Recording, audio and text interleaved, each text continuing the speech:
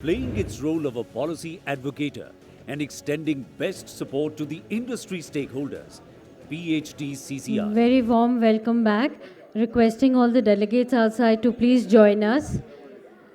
We have three very important sessions with industry stalwarts who are going to be a part of these sessions, and requesting everyone to join us in the front.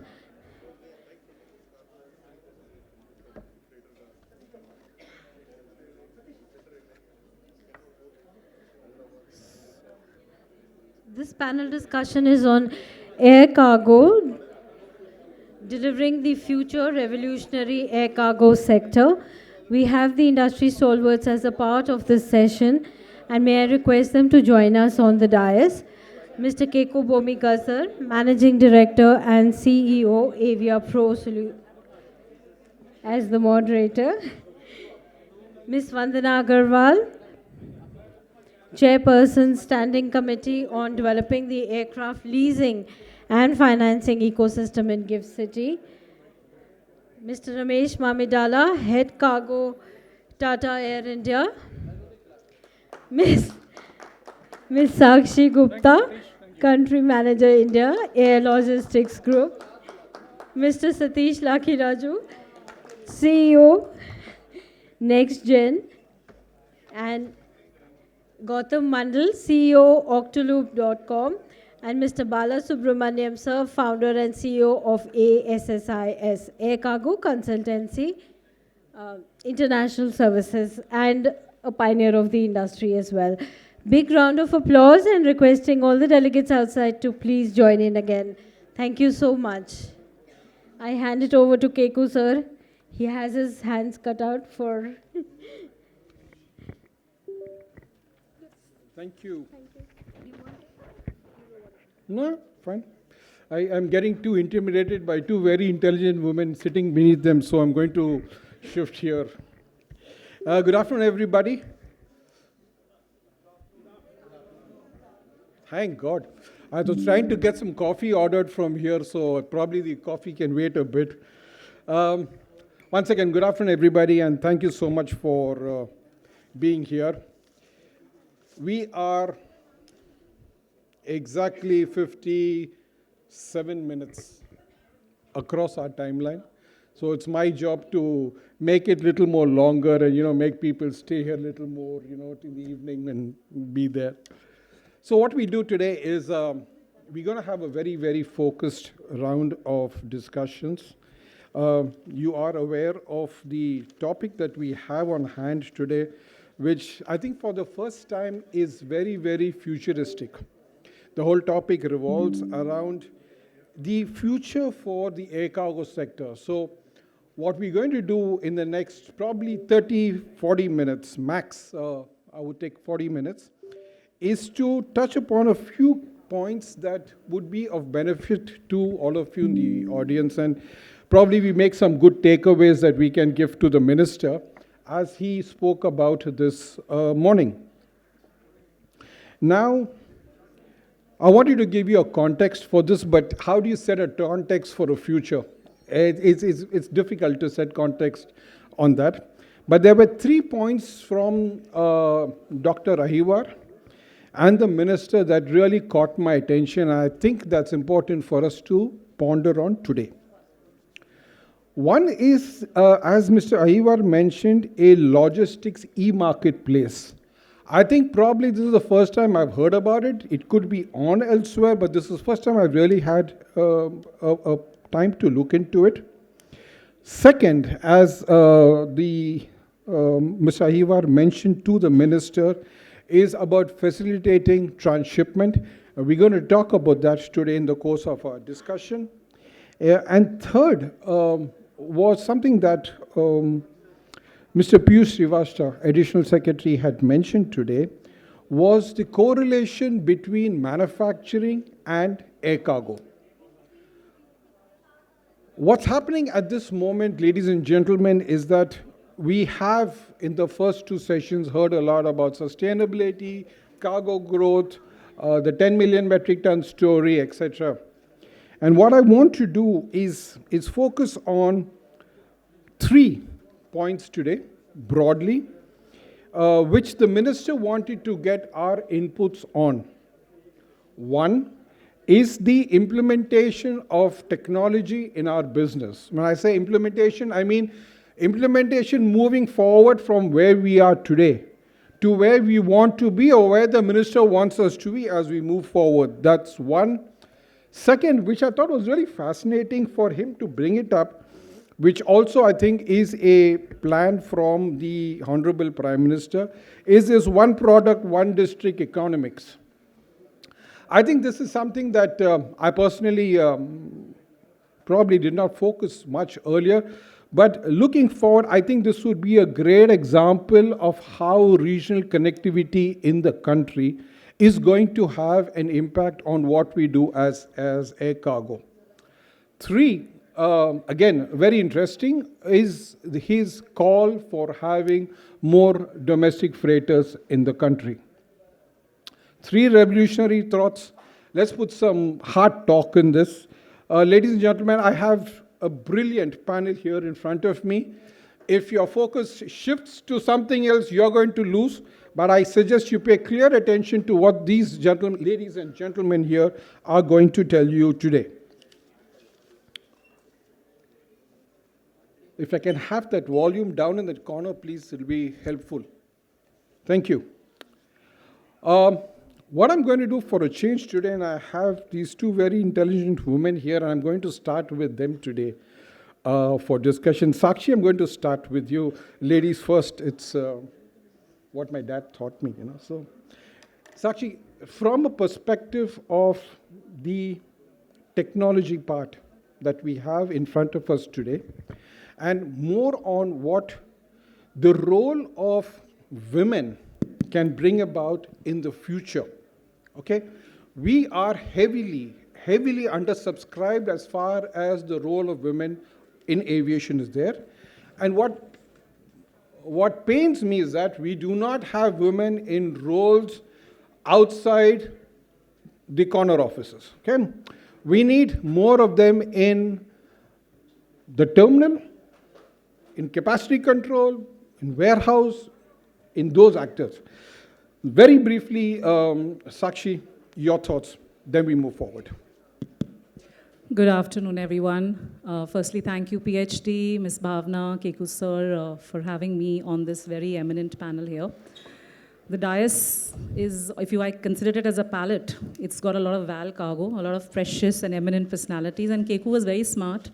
He wanted to increase the chargeable weight over here, so he thought, let's get more fluffy and volumetric cargo, and that's why, Keku, I'm here. Thank you. Okay, yes, we've spoken all about what Keku just said. We've been speaking about AI, we've been speaking about IoT. In fact, we spoke about seaplanes, we spoke about automated high-rack warehouses, green vehicles, autonomously working, finding their way around the facility, drones, etc., etc. But this topic of women, more of us in the logistics trade, it's very close to my heart, because I feel the crucial cog in the logistics wheel is women. Today, if we all collectively think that, a fusion of men and women, all of us, all the companies thrive to build a very strong human capital, it is very important. Today, the mindset of the recruiter has to be unbiased. You need to look and be more mindful of talent and commitment rather than gender. Because always we will be left behind, okay, she's a woman, she has a family, she has children to take care of. But now, thanks to COVID or thanks to us adopting technology, as Keku sir just mentioned, we do not need physical strength to be in the industry. We don't be having to go to the warehouses and be lifting cargo. We are getting techno-savvy. E-commerce is amplifying and technology is snowballing. So with technology and where women are concerned, it is a total, it's beauty with brains. Today, tech is a smooth runway. We have advanced algorithms. We have proactive approaches. Tech is like a smooth runway. We have digitized documentation processes. Tech, again, is like a mirror. We have transparency, we have accuracy and everything, the blockchain. So why cannot women be a part of this whole chain? We need to think, we need to have an audit, we need to have an insulated recruiting system. Only if you and I together are we agree to this. We have all the bodies over here. We have all the forums here. I would tell ACFI, ACCD. We would tell the government to get, in fact, I had 1 minute with the minister. And, he spoke, I think he briefly touched upon skill development. I would say not only skill development, but skilling the women and giving them the necessary tools and trainings to come forth in the industry. Get it as a course, a vertical in the colleges. We have Gurukul also, my logistics Gurukul. We have Aparna here leading it. We need to get women more coming forth because we are as good as you. I remember the metaphor when I came into the industry, fire in my belly, and I ebulliently stepped into the melee. And I want all of you together, help us grow. And don't be afraid, I'll tell the women, don't be afraid of the noise. Just wear your crown with conviction, immaculate hard work, and take criticism as a constructive feedback, and you will go places. So that's my take on women, and I really want this forum, PhD, also to take it forward and get more of us over here. Thank you. Super. Thank you. Thank you so much, Sakshi. Vandana ma'am, over to you. You're my boss. You still continue to boss me, so I have to. One opportunity I have today to sort of, try and put you in a spot.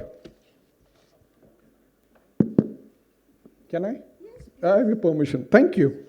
Okay, so we have all around us geopolitical tensions. The latest being our neighbor in the east. We have supply chain disruptions. I'm referring to the Red Sea area. How should air cargo companies adapt itself? When I say companies, let's look at the entire ecosystem, adapt to itself, and understand what are these threats about? How long are these threats going to impact our business? And are our supply chains, which we are using for manufacturing, need to rethink this chain again? Or this is a passing cloud, we're okay, we'll get through to it. Your take.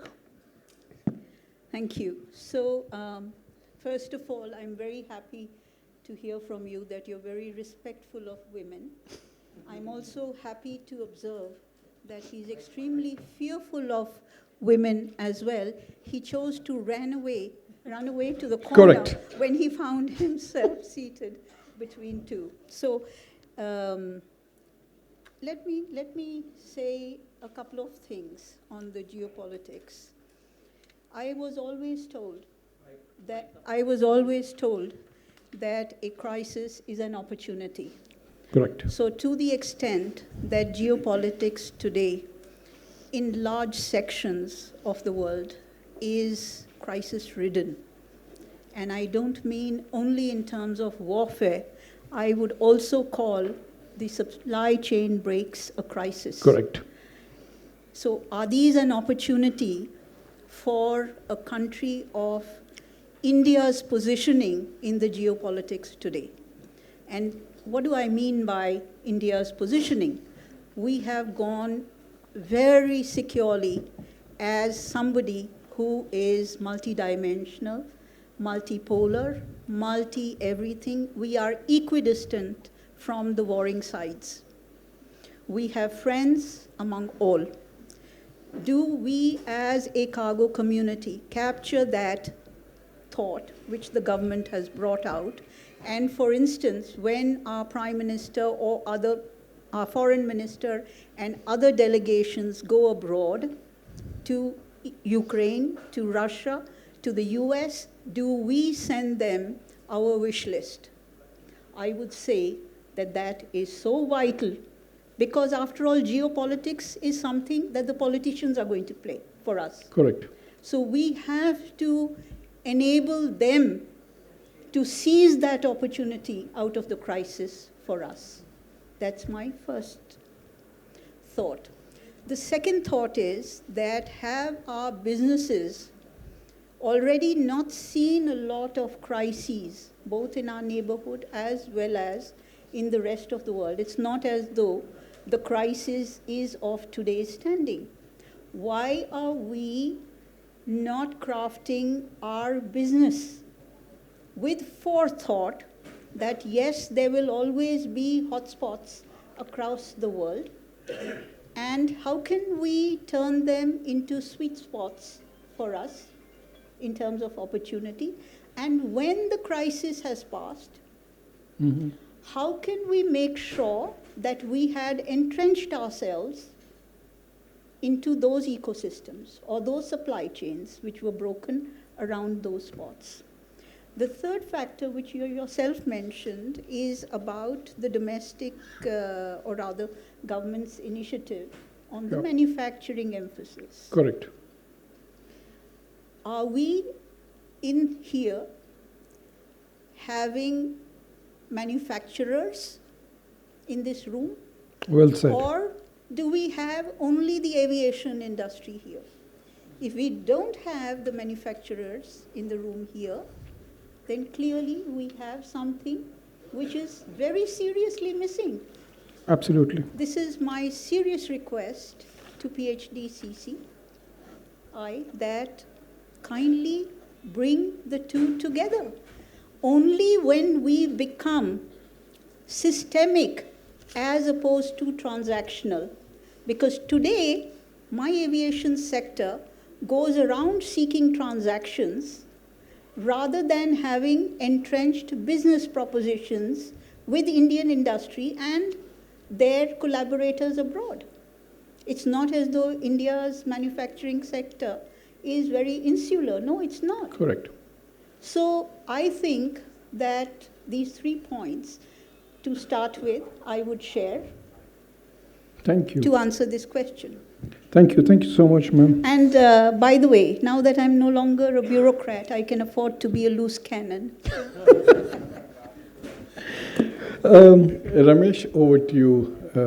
Ramesh, India is moving towards a transshipment hub. What we lost over the last 20, 30, 40, 50 years now, since the 80s, we lost that position.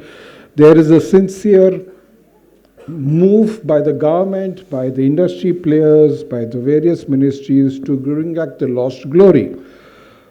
So some good tick marks. US Air India, you've ordered planes. Indigo's ordered planes. We're getting freighters. Hubs are coming out. Airports have got capacities coming in. Now, if we go beyond this as an initiative, Ramesh, what are the vulnerabilities you feel could hinder us from reaching at least 20, 30, 40% of that capacity that we lost earlier? Your thoughts, Ramesh? Thank you, Keku. Also, as the earlier panelist said, I also personally thank PhD for organizing it. I think this is a great event that happens year after year. And representing Air India, I'm personally very happy to be here and sharing some of my thoughts in this forum. On the transshipment, I think we have said many of these in many forums over the last many years. We have to take off, right? I think as part of the privatization Air India, a year ago roughly, we kind of started selling Indian airports as the hubs, transshipment hubs. And we also started pitching ourselves as long-haul shipment carriers. But unfortunately, we had to cut it down because of many handicaps that we have. In terms of our network, we primarily use Delhi and Mumbai, to some extent Bangalore, as our international hubs. And this is likely to stay that way, for Air India in the very, very long term. So Delhi will be the mother hub. In a way, I'm happy that the Delhi airport is kind of built and managed by a very visionary airport operator. Sanjeev is sitting here, so the cargo management team is great. So they understand the business model as to how and why an airline has to use an airport as a transshipment hub to be successful in the long term. But then we do have a lot of work to do as a country, especially on the policy side.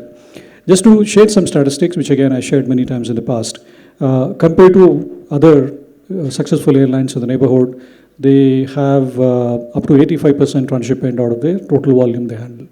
Whether it is Dubai or Singapore or Doha or Hong Kong, the percentage may vary from 87% with a very large carrier to something like 65% with a medium-sized carrier based in Southeast Asia. So I think for a carrier to be extremely successful in terms of contributing very good amount of revenue from the cargo to the airline's revenue, it is very important that one runs a long haul using a large airport as a hub. As Keku said, we have Air India and few other airlines in India. They're committed to investing in equipment, bring the wide bodies, and also develop some of the airports as hubs. I think we have all the necessary ingredients falling in place. But I think what we need to work on to what it is today, I think it was zero something like 10 years ago, transshipment volume out of the total volume in an airport like Delhi. It has now come to close to 10%, majority of that because of Air India in the recent past. If you look at our total network volume, we're not even 10, Less than 10% of our network volume is transshipment volume, and mostly that is being handled in Delhi. And we're trying to infuse technology to solve some of the issues that we have, but we kind of get stuck when it comes to some policies that constrain us, restrain us, making it more efficient.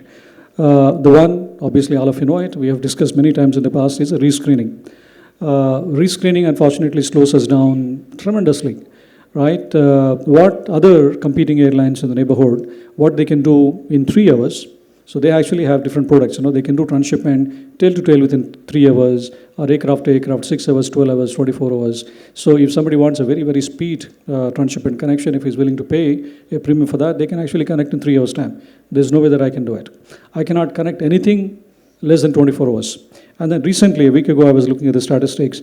Unfortunately, given some other challenges that have happened in the recent past, rains also causing some more confusion in the airport operations.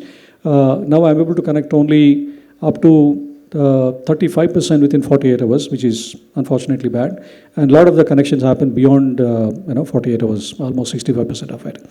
And even if I bring it down to 24 hours, the connection window, I'm still not successful because I need to be able to get back to the 12 hours to be able to completely exist in the market, competitively exist in the market.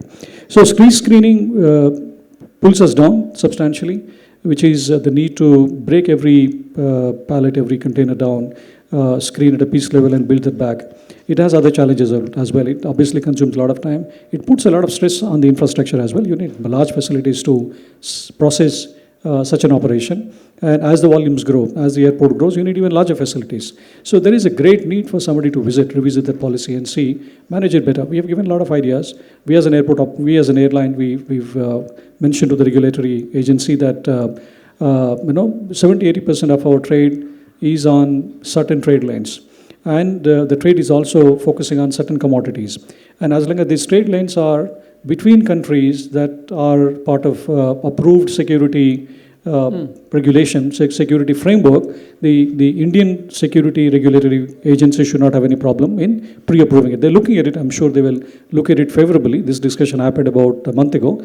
And as part of the ongoing exercise, about 4 months ago, a multi-ministerial and functional team visited major airports across the country to understand how the best practices happen and how we should manage our transshipment. That exercise fortunately happened. And we also kind of compiled our observations from those visits. So some of these observations lead us into this direction that look at it selectively, which is fine, which is almost 70-80% of the trade that happens globally. We can follow that. And then if there are exceptions behind these 70% trade lanes, we can then possibly evaluate and see how we can resolve them in future. We are heading in the direction, but at this point in time, the rescreening is pulling us down, making us very, very uncompetitive in the market.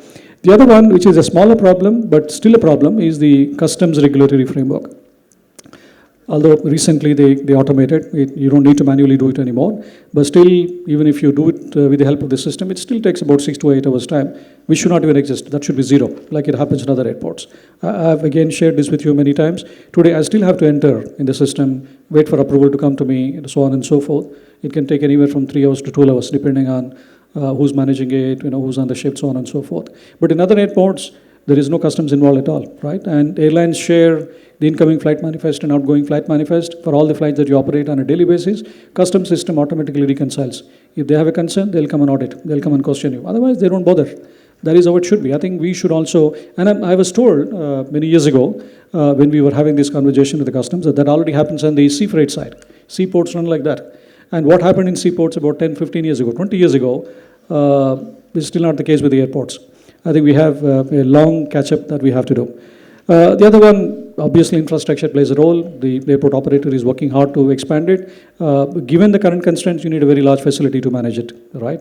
So, and if you don't have the facility, unfortunately the backlog builds up, and what can happen within 24 hours can start happening in 48 hours or even beyond. So we see some of those challenges.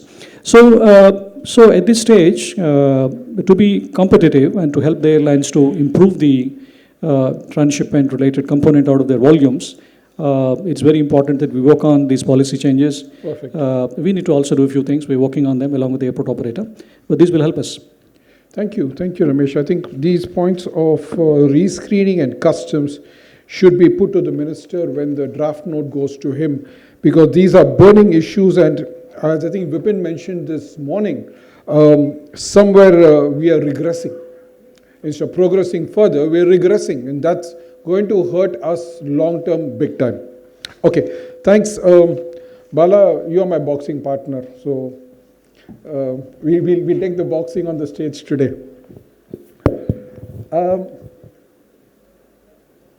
Assuming for a moment, okay, the traditional expansion methods are done. In terms of terminal operations, we're getting airlines, we're getting capacity, more terminals, more airports, everything is done. We're now going to move into positions where the big elephant in the room is going to raise its head, which is the dynamic pricing models.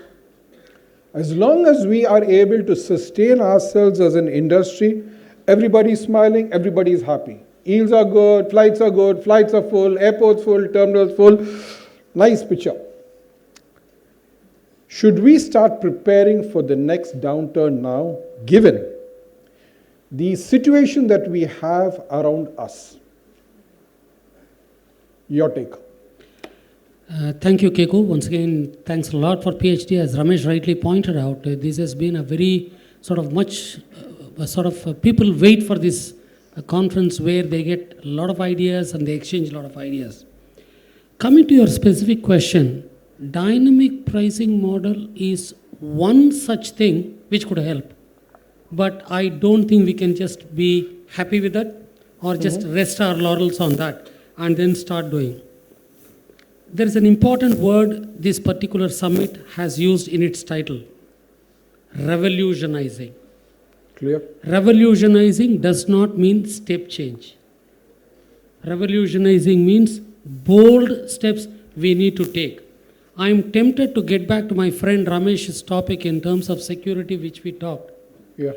Annex 17 of ICAO has given the security broad guidelines to every country in the world, including India, for India to create its own legal framework within which multiple aspects of aviation can be carried out. Correct.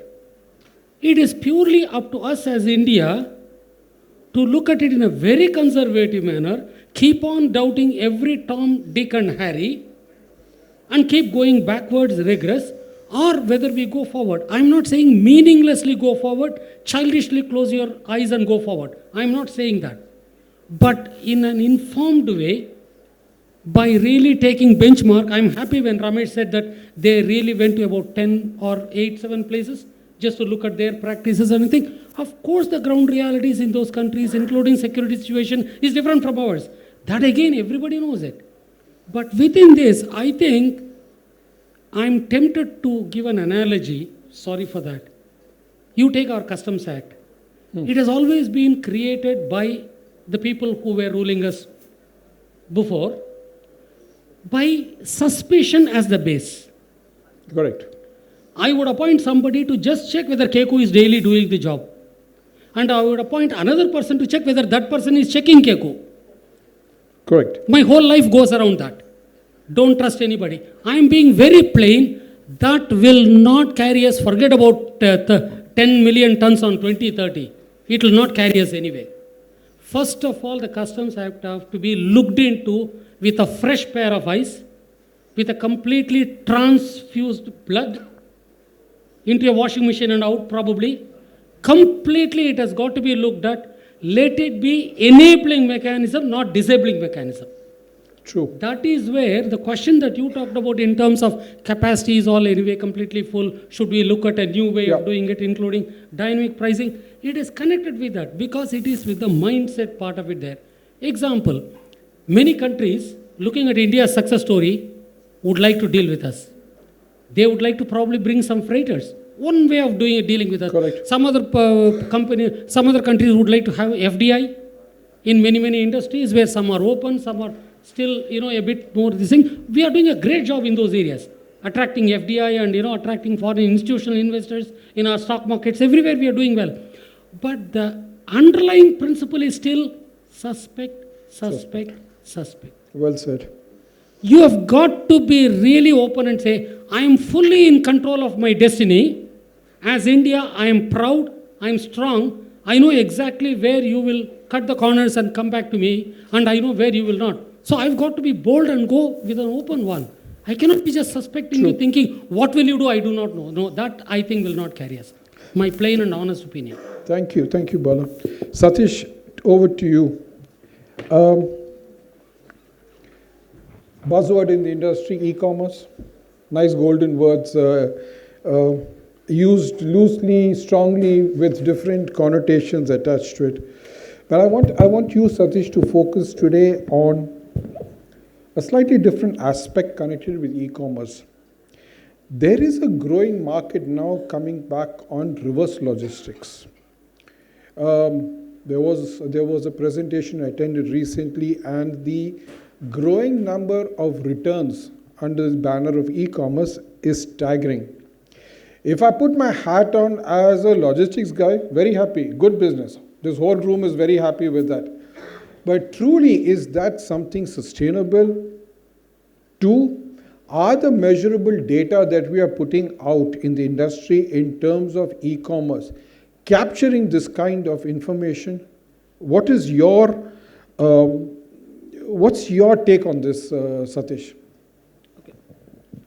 So, Keku, good afternoon, and I hope everyone is awake now. I think what's important for all of us to understand is the elephant in the room is the customer. End of the day, customer is the king. Customer will determine what he wants and the pace at which he would want an item or the pace at which he wants to reject it. I think the current scenario is from the era when we used to wait to book a car and we had only two options. Today our options in our business have really multiplexed in many ways.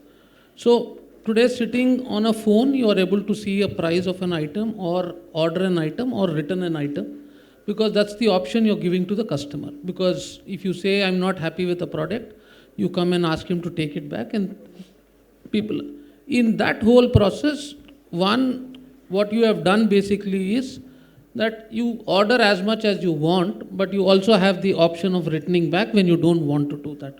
Now it's a call that in certain products that you're going to do is that you're going to say that for these products, there is nothing called returnability, because if the value of the goods is 100 rupees, what we basically would then do is that it's not worth the logistics to even call back that item. So that's an important thing. But what we are forgetting on the e-commerce side is internet has come in, and I don't think there's anyone in this room who doesn't have an phone which is not an Android or an iOS operated one. We have come into that. Smartphone has become an option for watching your movies to ordering to everything ultimately, including talking, responding to your emails. So the penetration level is going to be very high on e-commerce. Your rapid urbanization that is happening is only going to get you to order more and more, because you will not be able to come into malls every time. If you are in Gurgaon and if there's a rain today, would you want the guy in the e-commerce to place an order, or do you want to go yourself and shop? The parking lots are going to become more expensive to park your car, because you still not got to Singapore price of parking, but it's decent enough. So I think people will restore to ordering and returning it. But the good thing for people in logistics and the other side is, as much as your load is going into a big tower today to deliver, the same guy is able to pick the same thing back. So there is no additional cost if you look at it from terms of a truck going offloading its material in the same truck you are. So the return load concept is there. And I think the technology is supporting us to manage that. I manage a lot of this stuff now currently on the international side. And if you have good technology, then it's very easy to manage even your returns quite well. So I hope I've answered your question. Thank you, Satyesh, of course. It's crisp. Gautam, let's go one level even more deeper. So we're going level by level down. Technology as we see it today is probably one of the bright spots in our industry. The rapid way in which you are bringing in technology is really commendable. My question is the investments that are made. Okay, there is going to be someone who's going to foot this bill, no free lunch. How is this solutions that we are bringing today? And when you speak, I would appreciate you speak for the industry. How can they be visibly foolproof, scalable, and more importantly, capable of integrating into solutions of tomorrow, day after tomorrow, next week, next month, next year, and a decade later? What I see, and this is out of my personal experience, is the moment one set of technology comes in, you bid, you make it employed, it's over. Your life is done. You're going to get for the next one. So there is a bit of paradox in how much of investment should go into technological advancements. Your take, Gautam. Thank you so much, sir, and good afternoon, everyone. So before I answer directly into that, I would like to share a trivia with all of you. When we study the science of human evolution, there is something very interesting which came up, and I term it the exponential diminishing law or the reverse exponential law. So if I take the major milestones and just take the last 3 milestones which has happened in the human evolution, and I can start with the agricultural revolution. From agricultural revolution to the industrial revolution, it took about 10,000 years. While from industrial revolution to the digital revolution, only 200 years. And if I talk where we are today, from industrial revolution to the age of AI and e-commerce is just 30 years. I'm not sure how many of you remember the date ChatGPT or the first generative AI model was launched commercially. It was exactly about 19 months from now. So that was the first generative AI model. From there, in 19 months, we have over 1,000 different models which are able to do like fantastic things which we could only imagine in our time during the Star Treks. Those were science fiction. Now, why I'm talking about that? The reason is that the technological change is here. We are already going through that phase. Now, before we start looking at the ways to future-proof ourselves, the first thing that we need to understand is, do I need to really invest in digitalization? And to answer that very simply in one word is definitely yes. The workforce that is going to join in the next 5 years are like my children. My son, who is 17, he was born with mobile phones and laptops as an extension of his body. Right? They are extremely comfortable. They type at the speed of light while they are doing it. And they don't expect to call up the airline's desk or to the warehouse to get some data. They demand data to be right there in their hands. So with all of these in context, I need to start looking at the future. When I plan today, I need to plan looking at the future hedges. I need to look at minimum 5 years ahead. So that's how the investment should start with. Right? I cannot just invest in technology because my competition has just bought something or subscribed to some technology. I need to look at 5 years ahead what the situation will be. Right? Whether I will be sustainable with this technology even 5 years down the line. Now, there are certain checks which you can do is, if I want to go into the technical jargon, the first thing that you need to look at is what this platform is built on. Right? You need to look at the technologies which are readily available today, like, are the application cloud native? So when I say cloud native, it is not only hosting the application on the cloud, but the application should also be built with the architecture that it can be scalable at the cloud itself. Now, that is part one. Part B is whether these applications have been designed in the latest microservice architecture. So what is microservice architecture? It ensures that the application is not monolithic. You do not invest in a very large single application, but these are modular. It's like the Lego blocks. You just plug and make it larger. Or in case any of the modules need to be upgraded in the future, those can be upgraded at the module level itself. You don't need to change the entire application and reinvest. Or if you want to integrate a third-party application, this platform or the application should be ready. That's what microservices or API-ready applications do. Another input that I can give is ITA's latest initiative, which is called as One Record. So One Record plans to change how we transmit and transfer data between the stakeholders. Today, the only way you can transmit data with another stakeholder is the traditional text-based EDI messages. Those are slow, unreliable, and there is a limitation of what you can actually transfer. But One Record is based on API ontologies, and that practically ensures that every stakeholder within the industry has real-time data visibility, there is no duplication, and as and when you upgrade your IT infrastructure, you are already there. You do not need to reinvest for that connection. So those are my takes for the future proofing.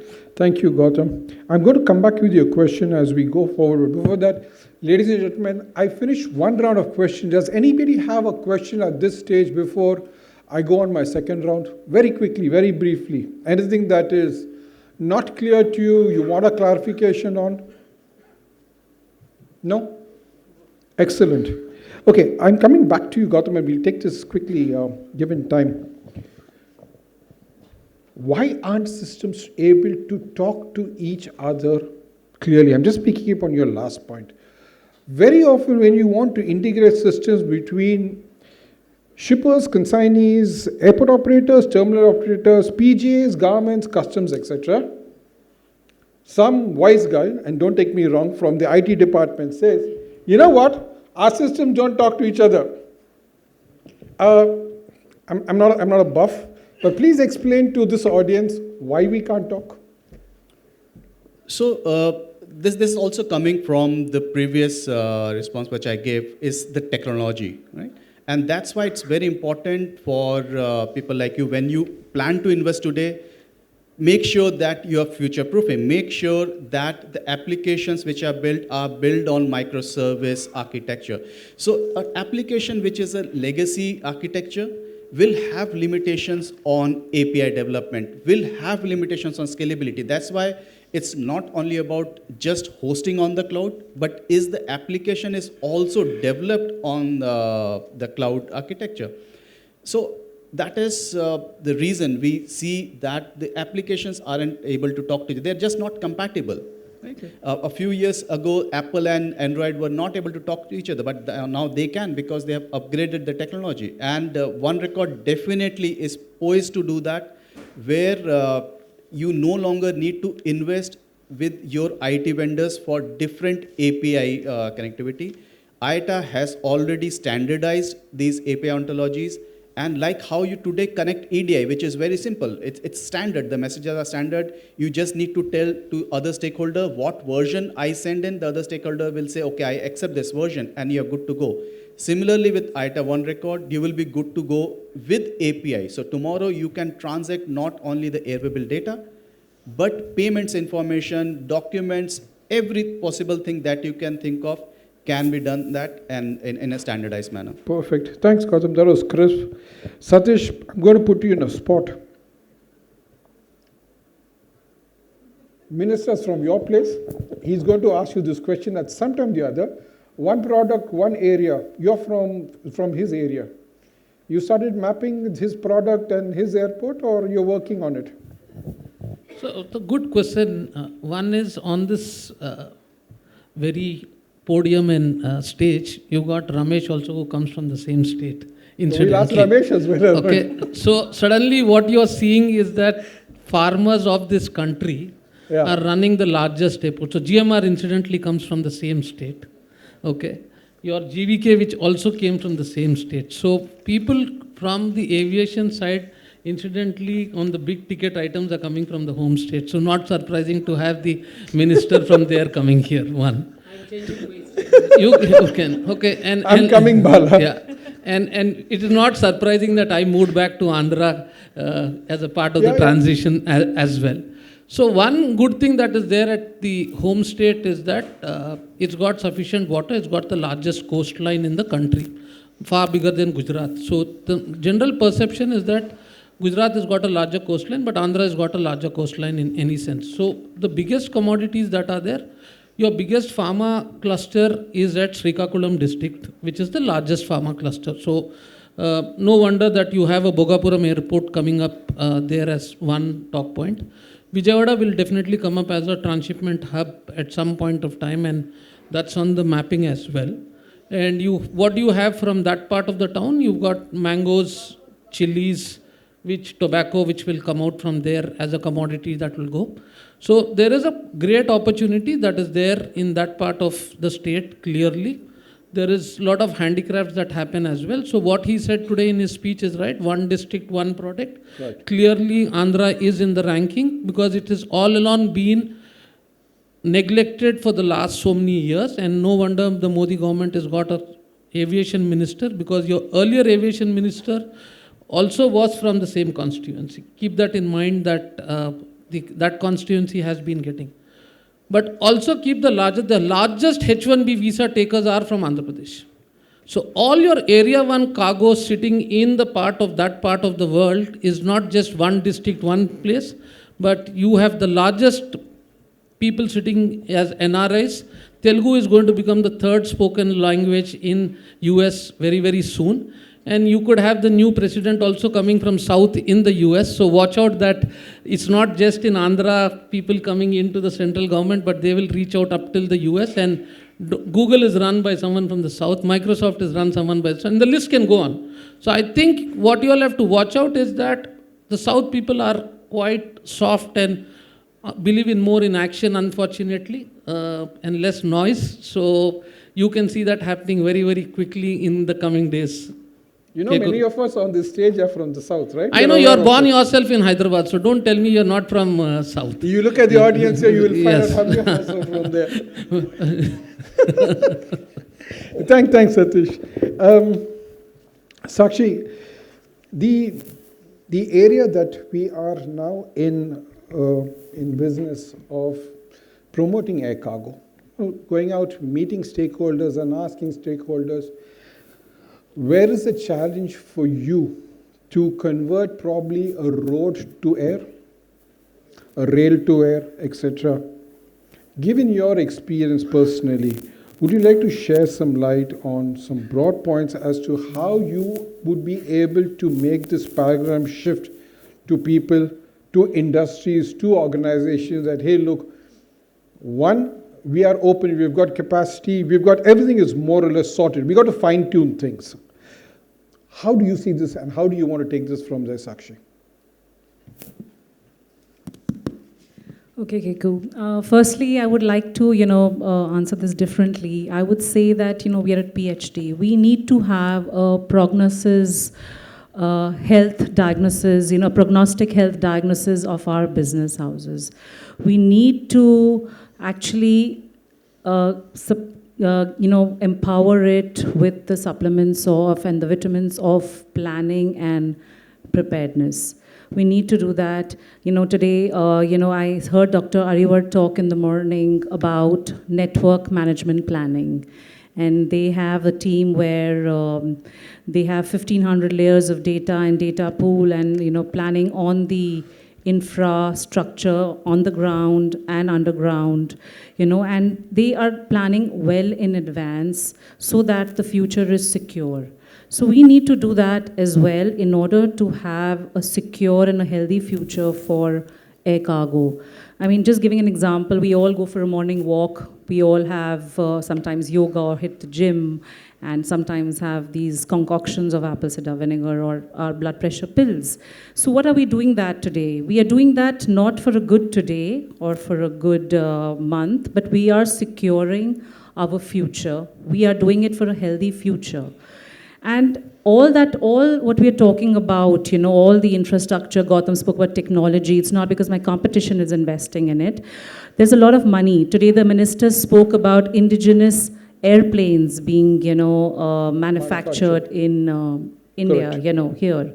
So that's a lot of investment, We need to be very cautious and plan well so that when we scale, because it's a lot of money, a lot of time involved. I would, go back to the basics on grassroots levels, talk about technical human layering. Human layering is getting into the shoes of your past and the future generations.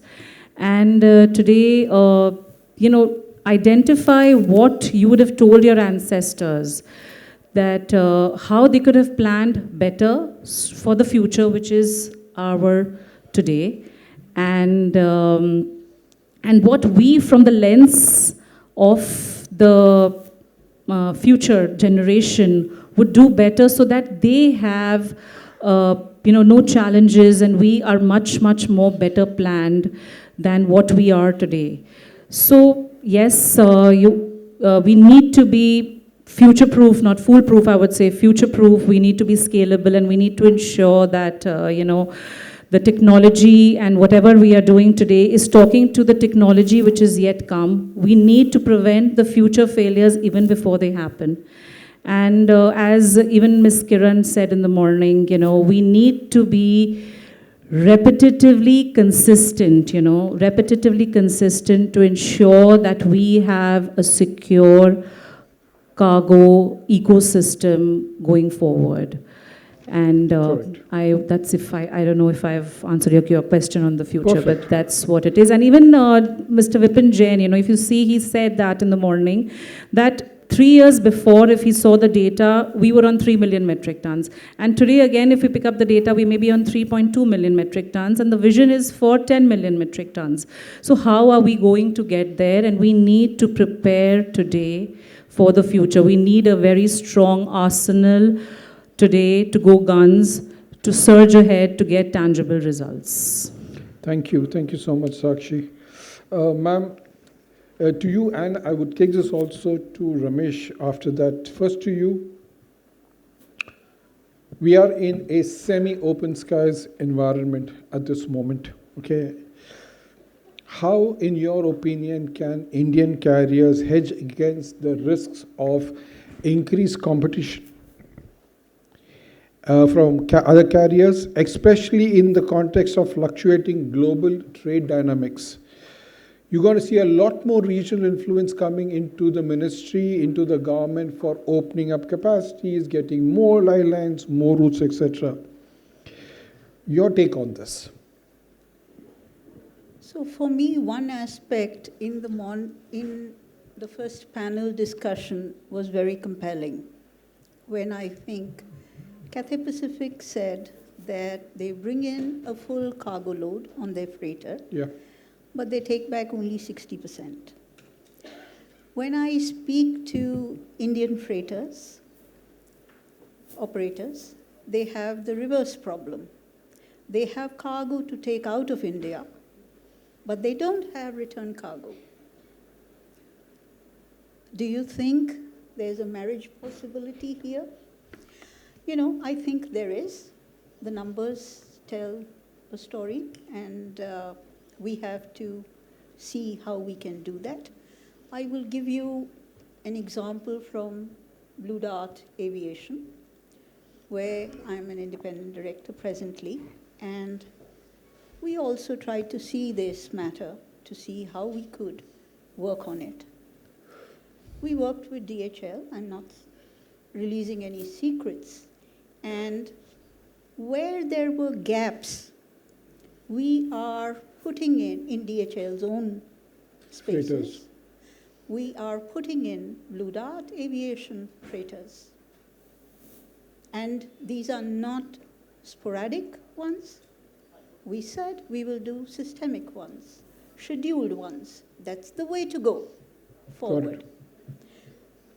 The more that we can reach out to countries where we are today in an advantage, where our Indian freighters are saying that we have the cargo, but we don't have reverse cargo.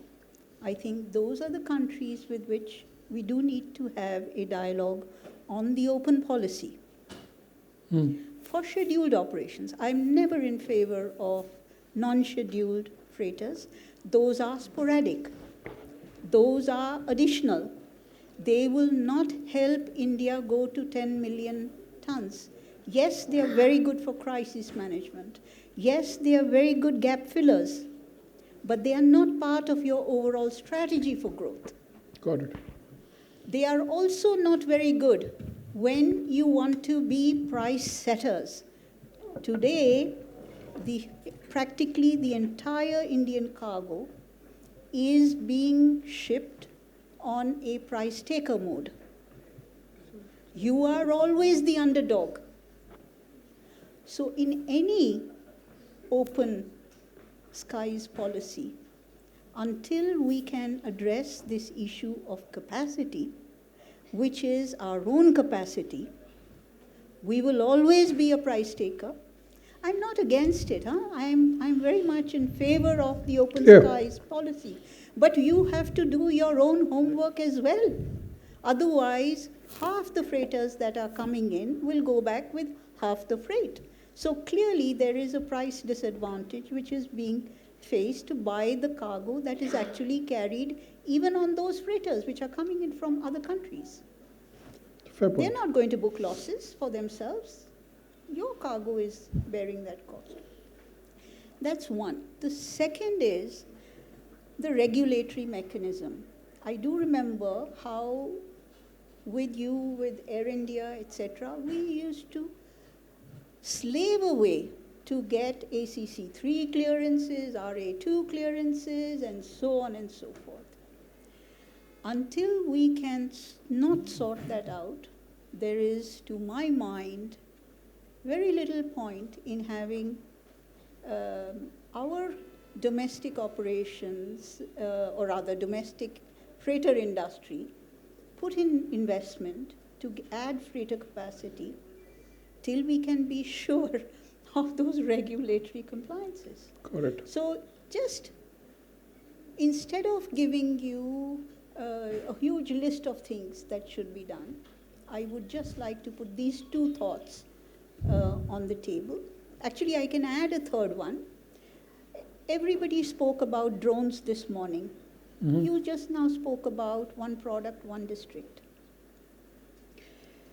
What better way for the milk runs that our airlines do within the country, if they can team up with drone freighters or cargo drones, and also meet that objective of aggregating from one product, one district, etc., or regional, actually, aggregations. I think we would solve the problem of the perceived lack of air capacity to serve the open skies in freight terms. Perfect. I don't know whether I make sense. Yeah, Ramesh, same thing. Your take. Thank you, Keku. I completely agree with ma'am. And few points from my point of view, even the last point I agree, ma'am. That does make sense. I think as an Indian carrier, we have kind of shared our thoughts as to how we want to approach, how we want the government to approach the open skies many times in the past. I think today we have open skies, although we resisted. I think it was given last year for 3 years. So the whole point was about charters, number one. I think the charter open skies was given to all the airports in the country for 3 years. Number two, then there was a lot of discussion about the double hopping flights, 6 freedom rides given to be given to the airlines. I think, although the first one is given, but our point of view at the time, even today, is that some of us have placed huge orders, right? We are making huge investments. Yes. As many countries do, we also expect the country and the government to support large investments made by Indian carriers today. Correct. There is a big thing at stake, multi-billion dollars at stake. I think it is very important that we protect our own carriers in the long-term interest of the country, which is what everybody does outside. And then the reciprocity, which Madam also mentioned. Many times when you go to other countries, you don't get the same support, how much ever you scream, right? And we need to keep that in mind as well, because you don't get the same support when they start seeing you growing in that market. You're kind of blacklisted. You don't get the slots that you are asking for. You don't get the turnaround that you're asking for. And even other services like ground handling services and terminal operations are also constrained in those airports. We need to keep that in mind when we reciprocate, which is very important. Having said that, although freighters are required in the market, but if you look at somebody like Air India, we are actively deploying a huge amount of wide body capacity between the metro cities. This is more than a freighter, right? Some stations have actually twice or thrice wide body operations within the country itself. So given so much happening, there may not be any need, there may not be a significant need for domestic freighter operations in the long term, because a lot of airlines will end up deploying the wide body capacity between the metros, which is where the demand is. So we, for example, we do that to feed from one city to the other city. Given that our hub operations are in Delhi, Mumbai and Bangalore, we also operate from all the metro cities into Delhi. We would like to feed the smaller metros into Delhi so that we have enough cargo going out of the Delhi into the European flights and North America flights and the wide body flights. I think the international freighters and also one of the airlines that you referred to in the beginning, some of those carriers are actively in discussion with us. The amount of domestic distribution capability that we have in the country is of interest to them. I think there's no need for them to hop, because they can come and hand over to us. Those discussions are on, and many of them have actually signed contracts with us.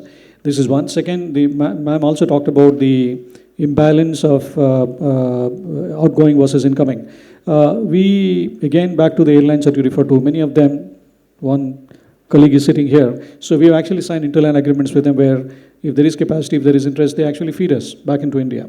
Now, there are even examples where we can take cargo up to one of the airports in UK, and there is a foreign carrier who actually picks it up and then takes it to the US. In a way, it is competing with us, but if it is not competing with us actively, we actually started supporting it. It's a much bigger network. We are interested in expanding that network as well, because when you start signing interline, and to some extent, a lot of roadways are RFS network, we have reached up to 500 stations globally, which is the case today.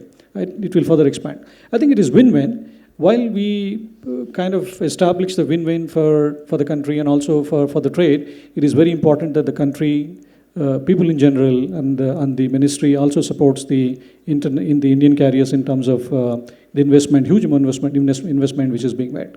Correct. Oh, thank you. I think, sure. This is a bit of information that the aviation sector should know when you look at Open Skies policy.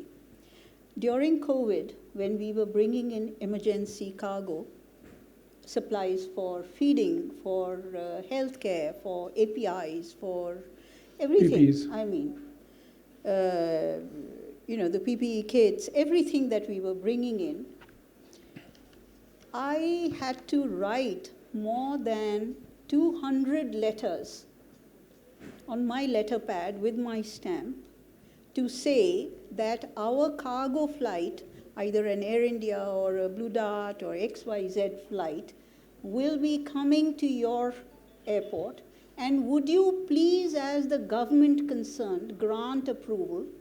Would you please request your regulator, the DGCA equivalent, to grant approval? Would you please also tell your airport concerned to grant approval? And I had to write that 72 hours before the flight was going to be taking place. Remember, these are emergency supplies. Yeah. When we couldn't even be sure, is this the open skies that we want? But we should be mindful. Yes, we are willing to be open.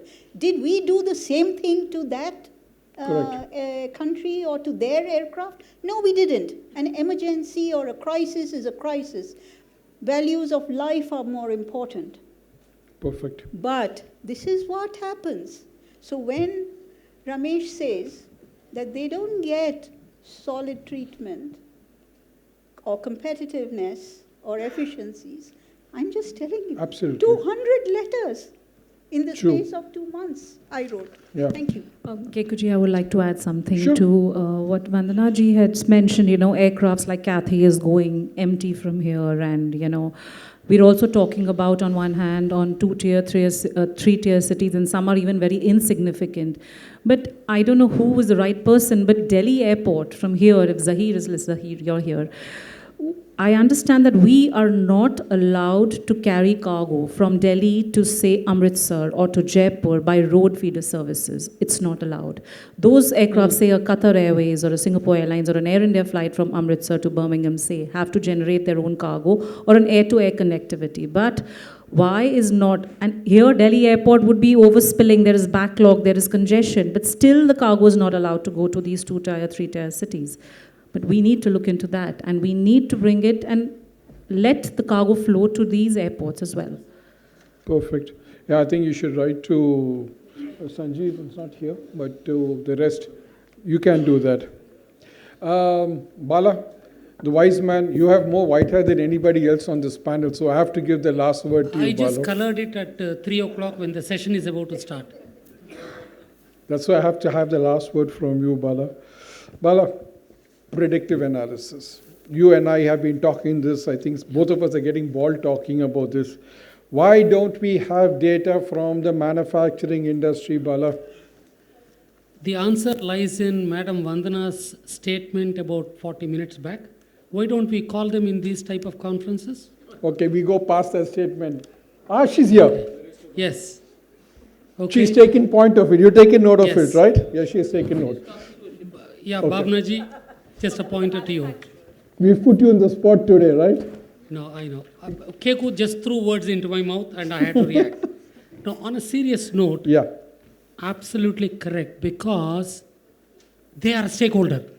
That has Correct. got to come into the mind first. They are a stakeholder, because, see, we are for long considering an airline, a cargo terminal operator, a ground handling agent, a freight forwarder, a customs house agent. Probably I can add 1 or 2, only to be part of the air cargo stakeholders. They are not. The real customer, which is the beneficial cargo owner, that's a term many people use it, BCO, who is a consignee or a ship or anything. Unless we have getting FIEO, I think ACFI did something with FIEO some time back. That sort of initiative only will bring predictive analytics will have a lot of value when you do that. Got it.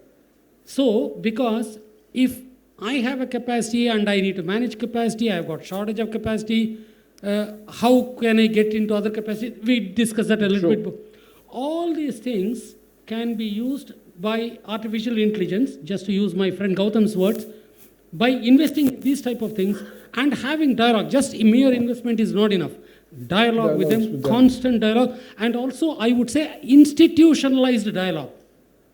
It is not that suddenly by mistake I got Keku Gazzar's name in my phone one day when I was looking for some K and then start calling, "Hi Keku, how are you?" No. It should be an intentional, structured, systematic dialogue where they also give a lot of their inputs to us. And okay, naturally, it is a bit selfish as well. As a cargo stakeholder on this side of the table, we will also be sensitizing those people to the real challenges we have. Otherwise, in their minds, it is just a perceived challenge. Perfect. They don't even probably trust us to say, "Oh, no. These guys are giving some sort of an excuse because they were not able to fulfill my requirement." No, it is not that way. Look, you are part of the table. You are not away from the table. Then predictive analytics has got a huge, huge future. Perfect. Yes, we talked quite a bit about it. Thank you. Ladies and gentlemen, I've done with round 2. Questions? You're loud enough, but you have mic. Make it brief. Let me know who you want to address it to. I also have a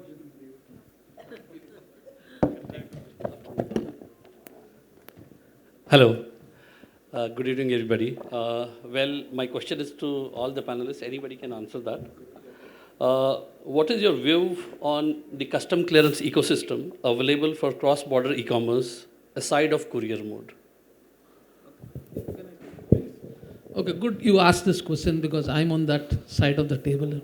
See, as far as exports is concerned, it's currently very good in a way in the speed at which it happens. But the value of 25,000 is still a problematic area. That has to go up surely. On the import side, I would say it is short of disaster, and which is why, to answer everyone's point, your imports will never increase unless you do something better for the imports to come in. Today, your biggest challenge is everyone is saying, why do I have an imbalance of exports and imports? If you are being murdered when you bring an import, why will you ever bring an import? So that part of it is still a painful area, and I think forums like this should really address it, because most of the time the discussions in these rooms are not about e-commerce and express companies. They're on larger part of air cargo and that. But these small parcels actually constitute to a larger tonnages which are not visible to the people sitting in the room. So my answer is very simple. Exports can improve and transit times can improve. Import is a painful area. Really something from a customs angle has to be done to balance out the loads and the capacities clearly.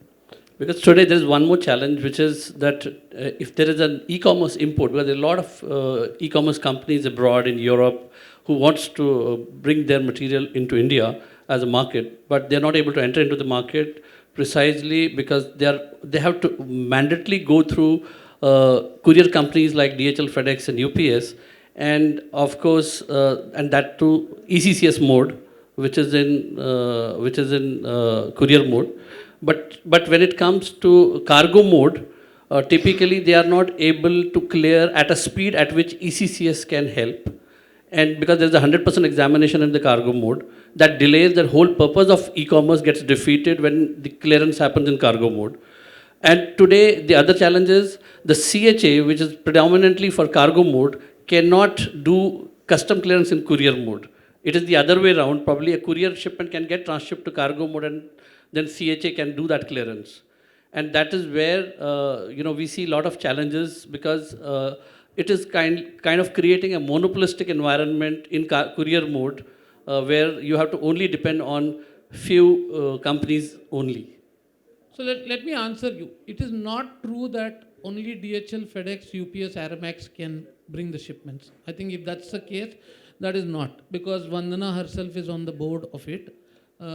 I have my own courier license incidentally, and I clear cargo. Okay, so the procedure for courier is little different. The system is different. I think we should have an offline discussion, but the larger issues, which is why customs is called Kasht Dene Wala Admi. Okay, so understand that the true definition came historically by mistake, but they have inherited certain things. Is that word of suspicion, which we were talking about, is there in India still. You can't have this suspicion in this current world where the Blinkit delivers in 9 minutes into your house. I think that cost has to go out at some point of time, at least before I retire out of this industry. But it is a problem and it has to be addressed, and I'm glad you brought it up on it, but hope we can do something about it. ACFI has been working on it, and one of the recommendations that we've had in the last board meeting was to have a full chapter of express and courier, and I see how difficult it is. And what all of us here in the room have to understand is that the number of consumer complaints that come for the small thing actually kills me, because every time the shipment gets damaged or is not delivered, I end up going into the consumer forum for 8,000 rupees and I give the lawyer 2 lakhs rupees. It is painful, and I know that it has to be addressed, but which is why I've gone back into the express industry after 30 years, because it has not changed what I was 30 years ago to now what it is. Okay, so point noted, and I think you brought this up. Thank you. Thank you so much. We'll talk it offline.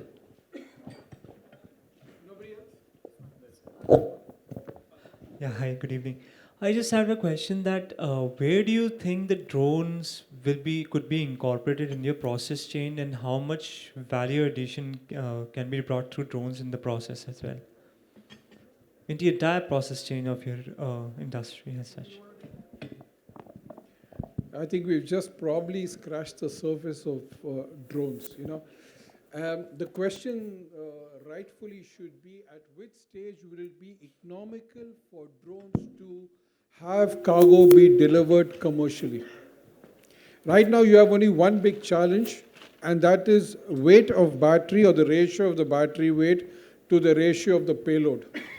The day you are able to bring down the weight of the battery and increase the payload of your drone, of your commodity, you are a winner. Right now, we are still probably in the 100, 200 kilos, in that capacity, you are able to do deliveries. But in the not too distant future, you will hit 500, probably 800 kilos to a range of about at least 500 to 800 kilometers, doable. But yes, this is going to be the future, and this is going to get integrated into our industry pretty soon. Okay, let me just quickly answer. So, just to give you, I've been working on a pilot for drones, and incidentally, we are doing the prototype demonstration in one of the conference where Keku and I and Vandana are on the advisory board. The payload has already touched 125 kilos without any difficulty currently. 250 kilometers range also is something which will happen. So if you are doing a Vijayawada to Hyderabad today, it's a doable business, and you can do anywhere between 6 to 7, 8 trips. The economies will work out because you're not using fuel, you're not polluting it, sort of it. It's just that we need to work closely as an industry with them, because they are good as technicians to build, but would a pallet fit into it is something which they will not know. So we are actually in that advanced stage where we are talking to them on a Euro or a US pallet, because if you're able to palletize, you push it in, pull it out quickly, and then you can start the vertical uplift. I don't think it's too far, like what Gautam was talking about, what took so many years. I would guess 12 to 16 months from now, you will see that operational in some cities clearly. Especially in Andhra, I'm seeing that very clearly going to happen. I'll just add one thought. Frankly, to the consumer, I don't see drones delivering little shampoo packets, etc., on the rooftop of my house in any time. So we have to look at what we can get them to do. So I would say in all the disaster management areas or specialty areas, like surveys of land, coastal areas, any security related matters, they are and they will continue to be used very well in agriculture as well. Where they will be very useful is in what I said was the hub and spoke, which is B2B segment in particular. And I think that's where, if India does things right, we should focus on, and not the shampoo that I need. Thank you. Just to add a bit on drones as a concept, there are clear drawing effects in Bay Area, in San Francisco to be very precise, by two companies. They have already visualized 100-ton drone, 100-ton capacity. 60-ton capacity is a bit advanced in terms of drawings. 10 tons and 15 tons, definitely it's going to come through. This is as for in San Francisco. Second thing is in India, there was one guy whom Ramesh also knows, and even Manish also met him. He is an ex-IIT, and then he was in ISRO, Indian Space Research Organization, so he was into rockets. Then finally, suddenly one day he got out of the bed, and from rocket it went into air cargo. I don't know how he got that. And then he is very seriously into automated, autonomous aircraft, which has got the normal fixed wings and a normal aircraft, but no pilot. So that is also there, and that technology is being tried out quite a bit in Europe as well as in USA as well. So those are all things which will come. Again, as Vandana Madam rightly said, we are not expecting them to land on our rooftop and deliver us pizza, because pizza nowadays they say within 22 seconds, right? Something like that they advertise. Wow. Anyway, ambulance in 2 hours, pizza in 22 minutes. Anyway, on a serious note, definitely there are lots of things which are happening in the West also in terms of using that technology actually. Thank you. There's two bits of information which Bala missed. You can Google, the first company that he referred to is Nautilus. which is in very advanced stage of design. I think production should start in 2029, which is a very large EV autonomous vehicle. That is going to revolutionize, the topic of the conference today. I think that is going to change the landscape of the industry when they come into being. The second one that you refer to is range.aero. You can again Google that and find out. The guy is very close. Payload is about 700 kgs. Distance that he can travel per trip is about 300 kilometers. So that will actually change the areas that are physically inaccessible today in terms of the reach. Since Satish said that he was looking at a Bangalore-Mysore type of sector. Okay, so I have Bhavna ma'am. One last question I want to. One question, sir. Just Sure. last one. So I just want to raise the issue of open sky policy, which was in existence since 1990, wherein two features were, the main components was that access to all the Indian international airports will be given, and even double dipping to scheduled carriers and as well as non-scheduled freighters were allowed. Abruptly, it was stopped in December 2020, and for whatever reasons, reciprocal or whatever we call that. Now my point is, country like Hong Kong has only one airport. So how can we have a reciprocal arrangement whereas they don't have two airports in their country? So how can we offer them that it is India can only operate from any part of India to Hong Kong, but Hong Kong they don't have two airports. So this theory of reciprocal, in my opinion, is faulty. Secondly, have we done any study of cost-benefit analysis that we are like 70% underload today morning, which we came to know that the airlines are asking for that they should be allowed to go to the other port to fill the belly, and so that aircraft is viable. Like we are also losing in the process. India is also losing, so we should do some introspection and review this. That's what my take or my call is. I think very briefly, this was in 2019, if I remember right. This was during the COVID period that this decision was taken by the previous dispensation. There are reasons for that, why the open sky was amended. It wasn't cancelled, it was amended to have the Indian carriers be allowed to carry more cargo, given the fact that the other carriers were not coming to the country. There was nothing else. They were not permitting to come to the country, and that's the reason why there was a conscious decision taken that let's promote the Indian carriers and give them access to carry more cargo and make foreign carriers realize that if you want to come in, you need to get to other points as well. Okay? Now, that's the past. 3 years over, COVID is done, we move forward. What should we do now? You reviewed, and I think Ramesh hit the nail on his head. It has to be a bilateral. That's the reason why we call it bilaterals. Will you give me permission to fly between Frankfurt and Hamburg? You won't give me. Will you give me permission Frankfurt, London to carry cargo on Fifth Freedom? You won't give me. So why would Indian carriers give you permission to carry, let's say, 2 points in India? One strategy could also be that you are having an interline agreement with an Indian carrier wherein you bring it to hub and deliver to the spoke. That's what I think Joint Secretary also was mentioning this morning as an alternative. Do we have enough cargo to have that many number of freighters give it? That's another mute question we need to ask ourselves.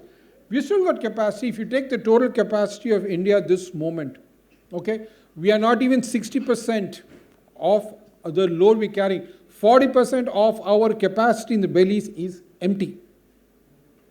It's a little bit of give and take. Sorry, you had an opinion. I'm just going to add that city-states have for too long driven India's aviation policy. So don't talk about double dip or reciprocity vis-a-vis when you look at city-states. India is not a single city-state. We need to have bilateral reciprocity, obviously defined in different terms, right? So, Bimal, for sure, as I said in my own this thing, when we were getting rubbishy treatment, did we give back with reciprocity? We didn't. We look at the issue and we do it. Did we go open skies way before anybody else went open skies? We did. We gave even fifth freedom rights. Cabotage, not really, but fifth freedom we gave. Okay? So let's be very clear that for 25 years, we were not reciprocated for our goodwill gesture. But I looked at the cargo statistics of Air India in the 1990s after we did the open skies policy. Air India lost 5 percentage points on its international cargo within the first and the second year of bringing the open skies policy. So, and this is, in the late 1990s. And thereafter, did we catch up? Did we make ground? We didn't. I'll give you another statistic. Today in Asia Pac, excluding China, we have the largest order book for adding air cargo capacity.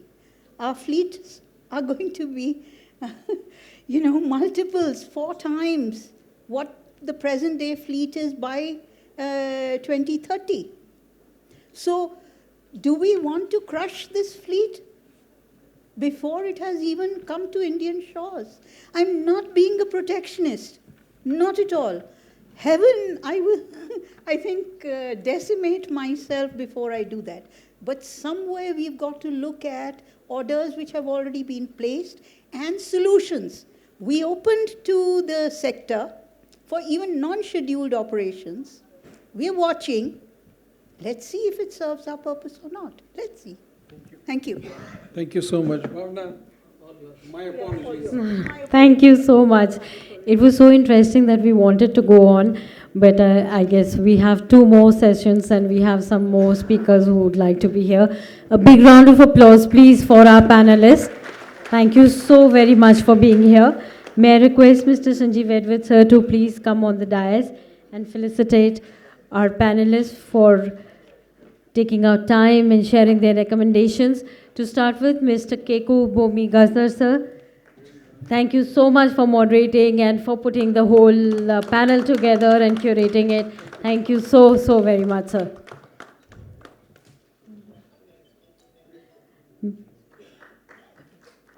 Come on, let's have a big round of applause for everybody here. Thank you. Ms. Vandana Agarwal.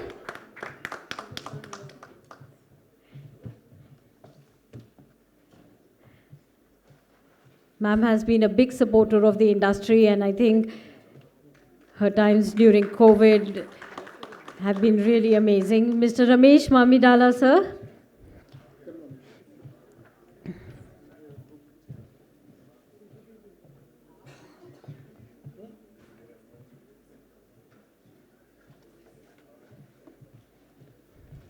Thank you so much, sir, for coming and being a part of our discussions. Look forward to the new airline's growth.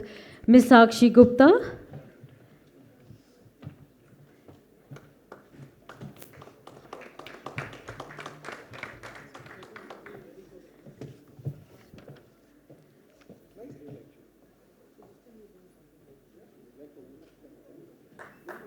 Mr. Satish Lakiraju. Thank you for coming all the way. I know you have an upcoming conference yourself, but thank you so much for sparing time and being here, sir. Mr. Gautam Mandal, thank you for your support and for all the new technology that you're bringing in. Thank you.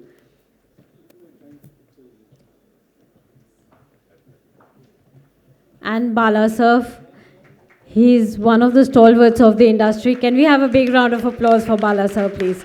Thank you so much, sir. Thank you. Can I have the panel come in the front for a group photograph? Thank you so much.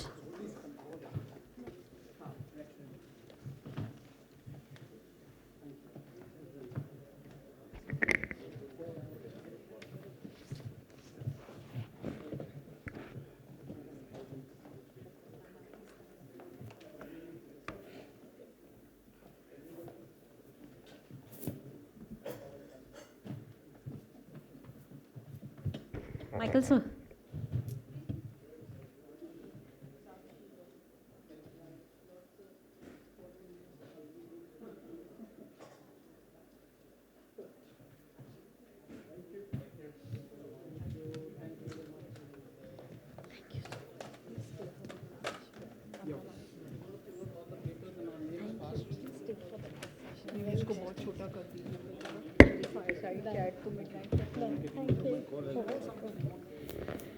So